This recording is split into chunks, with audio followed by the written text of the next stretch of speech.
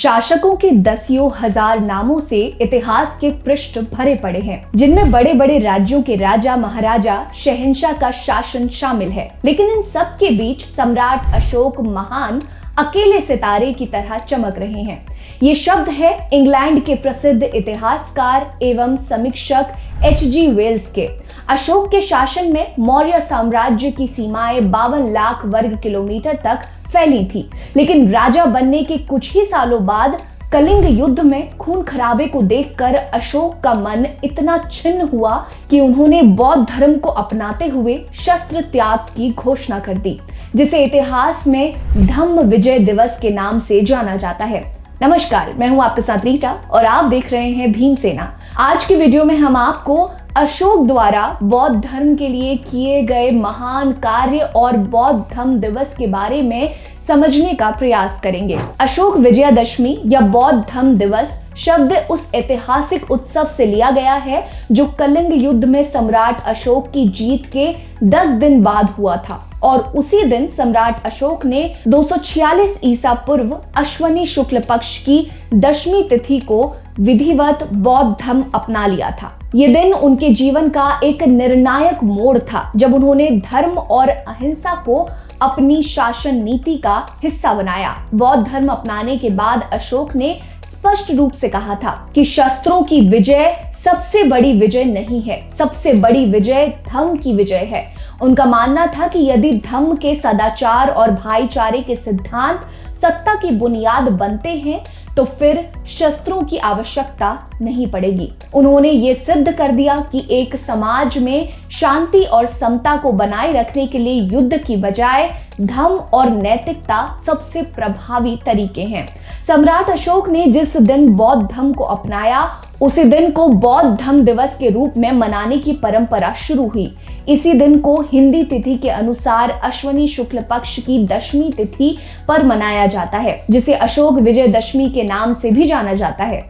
सम्राट अशोक का ये धार्मिक परिवर्तन उनके जीवन का सबसे महान एवं ऐतिहासिक कदम था। इसी दिन से बौद्ध धर्म को एक सशक्त और संरक्षित स्थान प्राप्त हुआ, और सम्राट अशोक ने यह निर्णय लिया कि उनके साम्राज्य में धर्म और शांति की स्थापना के लिए युद्ध की आवश्यकता कभी नहीं होगी।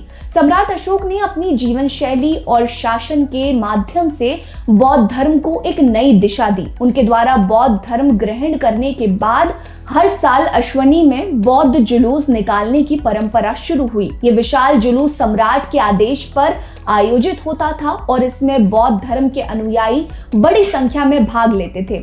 इस जुलूस के दौरान बौद्ध धर्म के संदेश को जन जन तक पहुंचाने का प्रयास किया जाता था। सम्राट अशोक स्वयं भी इस जुलूस में भाग लेते थे, जो उनके धर्म के प्रति समर्पण और श्रद्धा को दर्शाता है।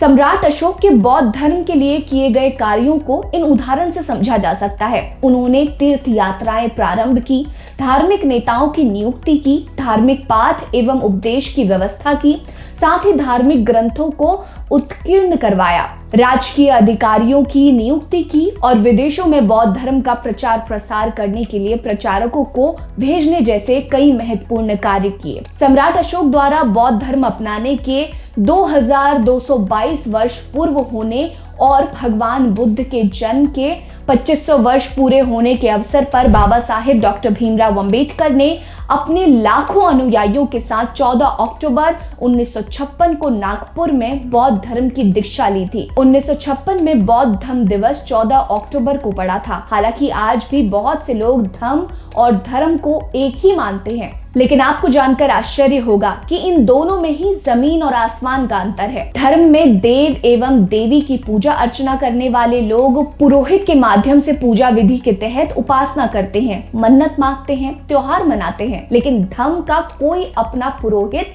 या पूजा विधि नहीं है। धर्म को अपने अंदर समाहित करने वाले लोग मन्नत भी नहीं मानते। धर्म का अर्थ होता है प्रकृति का दिया हुआ वो गुण जिसे मानव या किसी भी तरीके से बदला नहीं जा सकता है। जैसे सूर्य का काम है प्रकाश देना। सूर्य किसी के साथ भेदभाव नहीं करता, सभी लोगों पर प्रकाश एक साथ लगातार देता है। आग का काम है जलना। कहने का मतलब ये है कि धर्म में असमानता नहीं होती, कोई भेदभाव नहीं होता। धर्म में सभी लोग एक बराबर हैं। आपको हमारी ये वीडियो कैसी लगी हमें जरूर बताइएगा। क्या आपको सम्राट अशोक के इस धर्म परिवर्तन के बारे में पता था या नहीं, ये भी कमेंट सेक्शन में जरूर बताइएगा। बने रहिए हमारे साथ। नमस्कार।